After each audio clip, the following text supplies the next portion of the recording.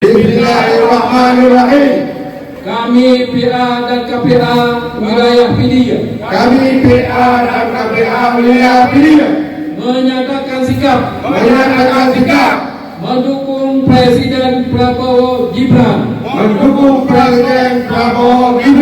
2020-2022.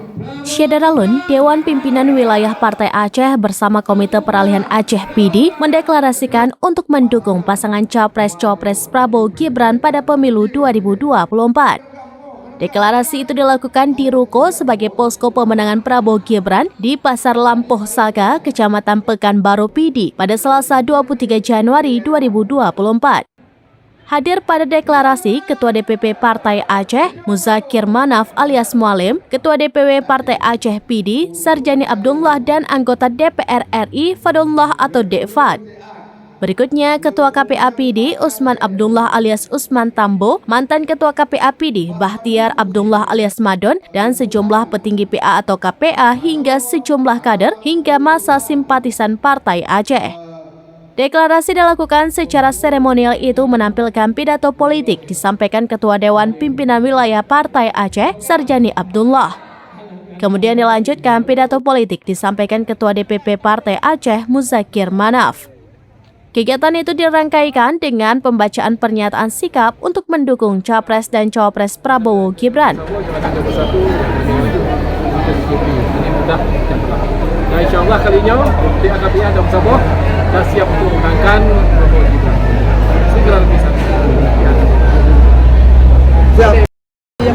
Yang penting adalah kewenangan 70 deklo, perbatasan, mantan komandan. Bendera Indonesia. Undang-undang harus dirama dengan ini. Untuk diharapkan kayaknya Prabowo. Dan ada Prabowo komit.